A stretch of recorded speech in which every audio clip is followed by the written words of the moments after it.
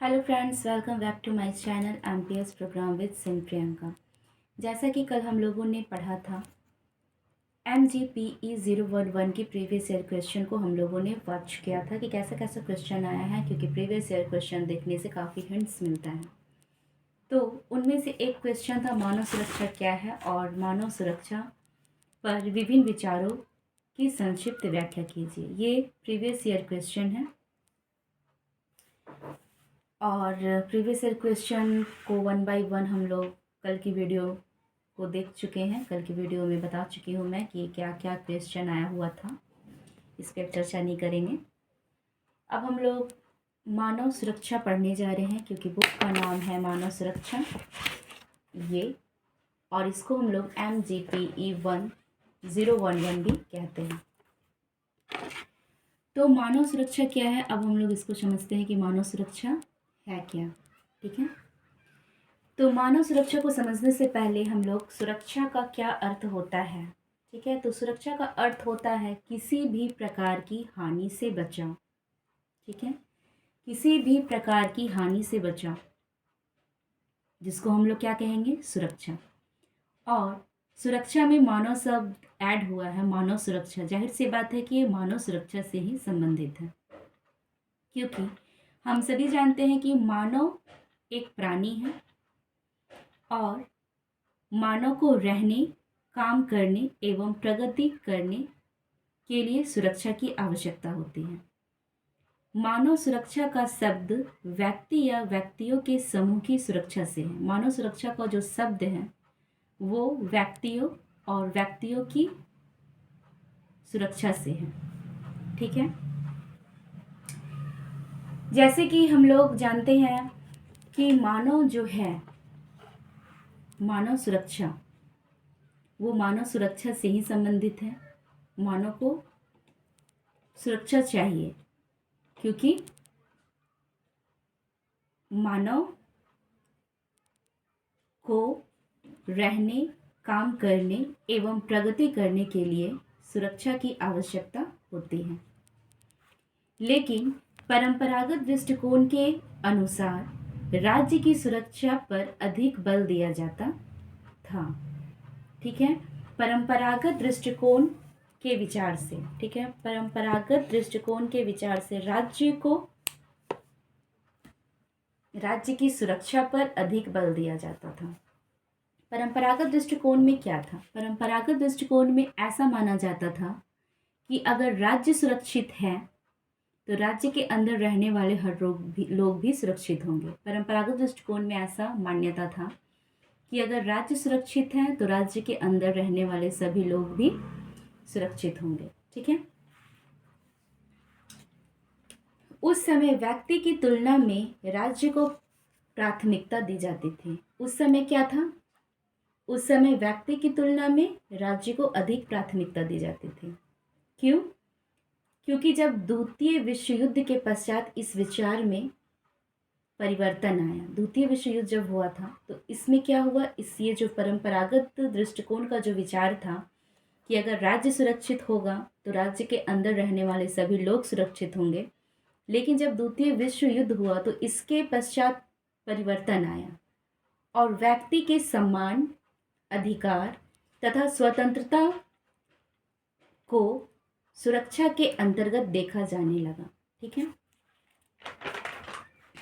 वर्तमान में मानव सुरक्षा एक सार्वभौमिक समस्या है। वर्तमान में मानव सुरक्षा क्या है? एक सार्वभौमिक सुरक्षा है। सार्वभौमिक सुरक्षा क्यों है? फॉर एग्जाम्पल देखिए, जैसे कि गरीबी। ठीक, गरीबी को ही ले लीजिए। गरीबी एक समस्या है, लेकिन ये सिर्फ हमारे देश की तो समस्या नहीं है, और भी कई देश की समस्या हो सकती है। अब आप कोई बीमारी ही ले लीजिए, जस्ट लाइक पोलियो, डेंगू, ये सिर्फ यहाँ की तो समस्या नहीं है, और भी कहीं की समस्या होगी।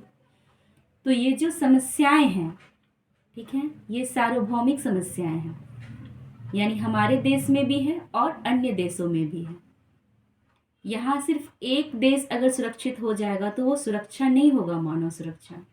इसका तात्पर्य निष्कर्ष यही है कि अब जैसे कि आप कोरोना को ही ले लीजिए। ठीक है। कोरोना विश्व की समस्या थी। विश्व के अंतर्गत जितने सारे देश हैं उन सब की ये समस्या थी, यानी कि सार्वभौमिक सुरक्षा थी, और मानव सुरक्षा एक सार्वभौमिक समस्या है। यह न तो राष्ट्रीय सीमाओं के अंदर सीमित है और न ही केवल राज्य की क्षेत्रीय अवधारणा है। ठीक है। मानव सुरक्षा जो है यह न तो राष्ट्रीय सीमाओं के अंदर सीमित है और न ही केवल राज्य की क्षेत्रीय अवधारणा है। जैसे कि एक एग्जाम्पल है, जैसे कि भारत है। ठीक है। भारत जो देश है, ठीक, तो प्राचीन काल में क्या होता था, देश की आंतरिक सुरक्षा पर कम ध्यान दिया जाता था और देश के बॉर्डरों की सुरक्षा पर ज़्यादा ध्यान दिया जाता था। ठीक है। क्योंकि हमें बाहरी आक्रमणों से खतरा होता था और ऐसा मान्यता था, ऐसा अवधारणा था जिसमें ये कहा जाता था कि अगर देश की बाउंड्रीज, अगर भौगोलिक सीमाएं अगर सुरक्षित हैं तो उसके अंतर्गत रहने वाले लोग भी सुरक्षित होंगे। ठीक है। देश की अगर सीमाएं सुरक्षित हैं तो देश के अंदर रहने वाले लोग भी ऑटोमेटिक सुरक्षित हो जाएंगे। ये परंपरागत दृष्टिकोण था और परंपरागत दृष्टिकोण से यह स्वीकार किया गया है कि यदि राज्य सुरक्षित है तो उसमें रहने वाले लोग भी सुरक्षित होंगे। इस सुरक्षा के अंतर्गत राज्य की भौगोलिक सीमा के अंदर रहने वाले लोगों को शामिल किया गया है। इसमें राज्य की क्षेत्रीय अखंडता तथा सुरक्षा दोनों का प्रावधान है और उन्हें विकास के पूर्ण अवसर दिए जाते हैं। सिंपल में मानव सुरक्षा को आप एक्सप्लेन ऐसे करेंगे, मानव सुरक्षा से तात्पर्य है किसी राज्य या क्षेत्र में रहने वाले लोग बिना किसी राज्य या क्षेत्र में रहने वाले लोग बिना डर या भय के अपना जीवन यापन करते हैं। सामान्यतः मानव सुरक्षा से तात्पर्य है किसी राज्य या क्षेत्र में रहने वाले लोग बिना डर या भय के अपना जीवन यापन करते हैं और वहाँ शांति व्यवस्था बनी रहती है। उसे हम मानव सुरक्षा कहते हैं। मानव सुरक्षा पर भी काफ़ी विचारक हैं जो अपने अपने विचार दिए हैं, जैसे कि उनमें से मोस्ट इम्पॉर्टेंट मैं कल आप लोगों को बताई थी डॉक्टर महबूब उल हक। तो डॉक्टर महबूब उल हक का भी विचार था मानव सुरक्षा पर। गांधी जी भी अपनी मानव सुरक्षा पे अपने विचार दिए थे। डॉक्टर अमर्त्य सेन का भी मानव सुरक्षा पर विचार था। जैसे कि यहाँ पे है डॉक्टर महबूब उल हक का कहना था। डॉक्टर महबूब उल हक का क्या कहना था मानव सुरक्षा पर? तो डॉक्टर महबूब उल हक का कहना है कि मानव सुरक्षा को सार्वजनिक, सार्वभौमिक और अविभाज्य माना जाएगा। क्या माना जाएगा? सार्वभौमिक और अविभाज्य माना जाएगा। उनके अनुसार मानव सुरक्षा प्राप्त करने के लिए 5 सोपानों की आवश्यकता है। जैसे विकास की नई अवधारणा जो समानता पर आधारित है उसका प्रतिमान होना चाहिए। दूसरा, अस्त्र शास्त्र सुरक्षा से मानव सुरक्षा में जाना आवश्यक है और शांति लाभांश जिसका हम उपभोग कर रहे हैं सामाजिक कल्याण के लिए व्यवहार में लाना चाहिए। तीसरा, विकास सहयोग की नई रूपरेखा उत्तर और दक्षिण देशों के बीच भागीदारी से विश्व स्तर पर लाना आवश्यक है। चौथा, सार्वभौमिक शासन की नई रूपरेखा बनानी चाहिए। और पांचवा, सभी देशों को सार्वभौमिक नागरिक समाज निर्माण के लिए आगे बढ़ना चाहिए। ऐसा कहना था डॉक्टर महबूब उल हक का, ये कहना था। आगे जो एग्ज़ाम में हमेशा पूछता है कि मानव सुरक्षा का क्षेत्र और महत्व, तो इसके अंतर्गत डॉक्टर महबूब उल हक का ये कहना था और किन चीज़ों पर ये अपना ध्यान को आकर्षित किए थे। डॉक्टर महबूब उल हक ने मानव सुरक्षा की अवधारणा की और हमारा ध्यान आकर्षित किया।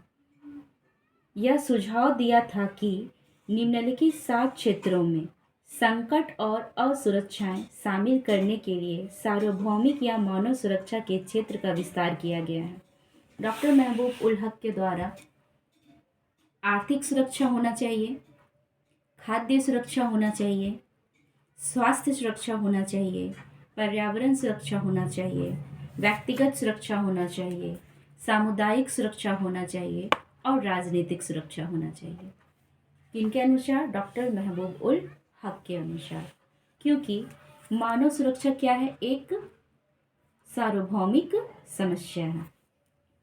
ठीक उसी प्रकार ये जो 1 बाय 1 मैं जो भी बताई आप लोगों को कि डॉक्टर महबूब उल हक ने इन 7 चीज़ों की ओर अपना विचार दिए हैं कि अगर इन पर ध्यान दिया जाएगा तो ऑटोमेटिक मानव सुरक्षा हो जाएगा। वो कैसे? पहला हम आर्थिक सुरक्षा पर जोर देंगे, दूसरा हम खाद्य सुरक्षा पर जोर देंगे, तीसरा हम स्वास्थ्य सुरक्षा पर जोर देंगे, चौथा पर्यावरण सुरक्षा पर जोर देंगे, व्यक्तिगत सुरक्षा पर जोर देंगे, सामुदायिक सुरक्षा पर जोर देंगे और राजनीतिक सुरक्षा पर जोर देंगे। ये था डॉक्टर महबूब उल हक का कहना।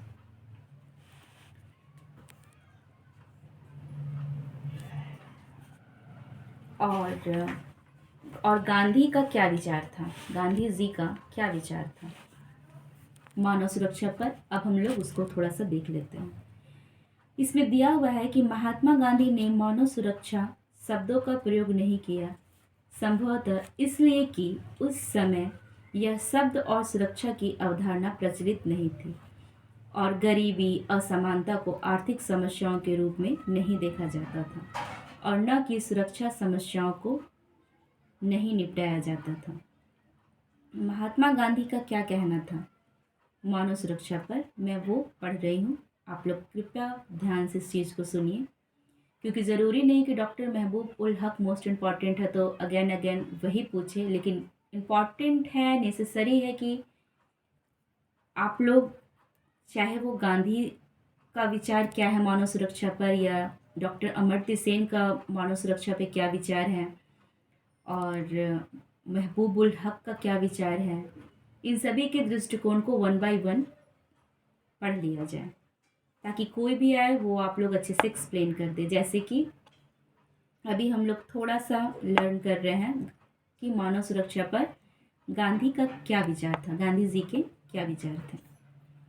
तो महात्मा गांधी ने मानव सुरक्षा शब्दों का प्रयोग नहीं किया है, संभवतः इसलिए कि उस समय यह शब्द और सुरक्षा की अवधारणा प्रचलित नहीं थी और गरीबी, असमानता को आर्थिक समस्याओं के रूप में नहीं देखा जाता था और न कि सुरक्षा समस्याओं को नहीं निपटाया जाता था। आतंकवाद और हिंसा के अनेक प्रकारों को किसी देश की आंतरिक सुरक्षा के अंतर्गत ही निपटाया जाता था। समाज, राजनीति और अर्थशास्त्र पर महात्मा गांधी के विचार स्पष्ट रूप से इंगित करते हैं कि उनसे हाथ खोलकर और पूरी सच्चाई के साथ इस अवधारणा का स्वागत कर सकते हैं। उनके बहुत से ऐसे विचार हैं जो दर्शाते हैं कि मानव सुरक्षा की अवधारणा से बहुत प्रसन्न हो गए होते। वह एकाधिकार के विरुद्ध थे। महात्मा गांधी जो थे वो क्या थे? एकाधिकार के विरुद्ध थे। उन्होंने कहा है कि विशेषाधिकार एक निषिद्ध है, यानी किसी को विशेष अधिकार नहीं मिलना चाहिए। उन्होंने अपने आप को मानवता से अपनी पहचान की है। उन्होंने कहा, मैं ईश्वर के एकत्व पर विश्वास करता हूँ और इसलिए मानवता का उन्होंने अपना संदेश सार्वभौमिक होने का दावा भी दिया है। उन्होंने तर्क दिया कि सभी अमीर और गरीब बराबर होने चाहिए, यानी कि जितने अमीर और गरीब हैं वो बराबर होने चाहिए, इक्वल होना चाहिए, किसी पर एकाधिकार नहीं होना चाहिए, विशेषाधिकार किसी को नहीं मिलना चाहिए। ऐसा महात्मा गांधी जी का विचार था। यदि सभी अपनी आजीविका के लिए कार्य करते हैं, वर्ग का भेद समाप्त हो जाएगा। उन्होंने मजदूरी की भी समानता की वकालत की है। उनके अनुसार उत्पादन सामाजिक आवश्यकता द्वारा निर्धारित होनी चाहिए, न कि व्यक्तिगत या लोभ के लिए। वे श्रम के सम्मान में विश्वास करते थे और सार्वभौमिक शिक्षा की वकालत करते थे। उनके व्यापार में न्यासीता सिद्धांत की वकालत दृढ़ता से की, जो सभी के लिए विशेषकर श्रमिक के लिए लाया जाएगा। उनका प्रत्येक को अपने योगदान के अनुसार और प्रत्येक को उसकी आवश्यकताओं के अनुसार सिद्धांत पर दृढ़ विश्वास था। उन्होंने सर्वोदय और अंत्योदय की वकालत की, जिसका अर्थ सभी का विकास और सबसे अधिक गरीब अंतिम व्यक्ति का विकास है। उनके लिए सादा जीवन और उच्च विचार एक आदर्श था। ऐसा गांधी जी का विचार था। गांधी जी का विचार यही था कि सभी समान हैं, गरीब और अमीर सभी को समानता मिले। उन्हें एकाधिकार विशेषाधिकार से घृणा थी, वो ये सब नहीं मानते थे। उन्होंने अपने आप को मानवता से अपनी पहचान की। उन्होंने ये भी कहा कि मैं ईश्वर के एकत्व पर विश्वास करता हूँ और इसलिए मानवता का उन्होंने अपना संदेह सार्वभौमिक होने का दावा भी दिया है। उन्होंने तर्क दिया कि सभी अमीर और गरीब बराबर होने चाहिए। तो गांधी जी का मानव सुरक्षा का विचार यही है कि वो एकाधिकार और विशेषाधिकार के खिलाफ थे।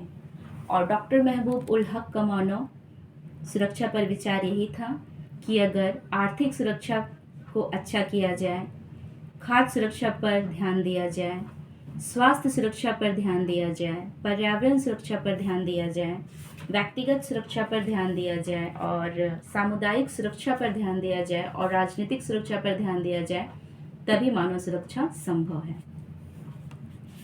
और इसमें डॉक्टर अमर्त्य सेन का भी विचार थोड़ा सा हम लोग पढ़ लेते हैं। ये फर्स्ट चैप्टर है MGPE 011। तो डॉक्टर अमर्त्य सेन का क्या विचार था, ये थोड़ा सा मैं एक्सप्लेन कर देती हूँ, क्योंकि ये चैप्टर में तीनों का विचार ऐड कर देना ही सही है। देखिए, डॉक्टर अमर्त्य सेन का क्या विचार था। तो डॉक्टर अमर्त्य सेन को कल्याण अर्थशास्त्र में उसके योगदान के लिए अर्थशास्त्र के लिए सन 1998 का नोबेल पुरस्कार प्रदान किया गया था। उन्होंने अपनी ये राय व्यक्त की है कि कल्याण अर्थशास्त्र को मानव प्राणी की क्षमताओं के विचार से संबंधित मुद्दों पर ध्यान देना चाहिए। उन्होंने खाद्य और दुर्भिक्ष के बारे में अध्ययन किया और खाद्य सुरक्षा के महत्व पर प्रकाश डाला, जो मानव सुरक्षा का महत्वपूर्ण अंग है। यानी कि महात्मा गांधी का मानव सुरक्षा पर यह विचार था कि एकाधिकार नहीं हो, विशेषाधिकार नहीं हो, किसी एक को विशेष अधिकार न मिले, सभी समान हैं और सभी को समानता इक्वलिटी का अधिकार मिले, सब एक है। ऐसा विचार मानव सुरक्षा पर महात्मा गांधी जी का था। डॉक्टर महबूब उल हक का तो मैं बता चुकी हूँ। और डॉक्टर अमर्त्य सेन, जिनको 1998 में नोबेल पुरस्कार मिला, वो क्या थे, एक अर्थशास्त्री थे। और इनका क्या कहना था मानव सुरक्षा पर। तो इनका मानव सुरक्षा पर यही कहना था कि अभी मैं बताएं, खाद्य सुरक्षा से ही रिलेटेड है ये जो बोले हैं, कि खाद्य सुरक्षा के महत्व पर प्रकाश डाला, जो मानव सुरक्षा का महत्वपूर्ण अंग है। खाद्य सुरक्षा पर ही प्रकाश डाले डॉक्टर अमर्त्य सेन, जो कि मानव सुरक्षा का महत्वपूर्ण भाग है। तो आज हम लोग मानव सुरक्षा क्या है, तो मानव सुरक्षा वही है जिसमें कि मानव को सुरक्षा प्रदान किया जाए। परंपरागत दृष्टिकोण तो यही है कि राज्य के अंतर्गत जितने भी लोग हैं, अगर भौगोलिक सीमा को हम लोग सिक्योर रखें, सुरक्षित रखें, तो राज्य के अंदर रहने वाले लोग भी सुरक्षित होंगे। ऐसा परंपरागत दृष्टिकोण था। और सुरक्षा यानी कि किसी भी प्रकार की हानि से बचाव। मानव सुरक्षा यानी कि मानव रहने में या अपनी प्रगति करने में या अपने काम करने में उन्हें सुरक्षा मिले। और मानव सुरक्षा पर डॉक्टर अमर्त्य सेन या फिर डॉक्टर महबूब उल हक, महात्मा गांधी, यही सब जो जितने भी थिंकर हैं, पॉलिटिकल थिंकर हैं, वे अपना विचार दिए। तो इस तरह से आज हम लोग मानव सुरक्षा पढ़े। मानव सुरक्षा क्या है? सिंपल सी बात आप लोग जान लिए कि मानव सुरक्षा एक सार्वभौमिक समस्या है, वो किसी एक देश या एक राज्य तक सीमित नहीं है। और मानव सुरक्षा से तात्पर्य किसी राज्य या क्षेत्र में रहने वाले लोग बिना डर या भय के अपना जीवन यापन करते हैं और वहाँ शांति व्यवस्था बनी रहती है, हम उसे मानव सुरक्षा कहते हैं। और मानव सुरक्षा में डॉक्टर महबूब उल हक का जो खाद्य सुरक्षा, सामुदायिक सुरक्षा, राजनीतिक सुरक्षा, जो 6-7 हैं, उसको आप लोग को 1 बाय 1 करके मैं खाद्य सुरक्षा भी एक दिन बता दूंगी, सामुदायिक सुरक्षा भी बता दूंगी। यानी कि जो 6-7 हैं ये हमेशा इम्पॉर्टेंट है मानव सुरक्षा के अंतर्गत, क्योंकि ये डॉक्टर महबूब उल हक का विचार है। तो इस प्रकार से हम आज आप लोगों को एक्सप्लेन की हूँ मानव सुरक्षा MGP 011 की फर्स्ट चैप्टर। आई होप कि आप लोगों को अच्छा लगा हो। अगर अच्छा लगा हो तो प्लीज़ लाइक कीजिएगा, शेयर कीजिएगा। चैप्टर 2 मैं कल बताऊँगी। Thank you.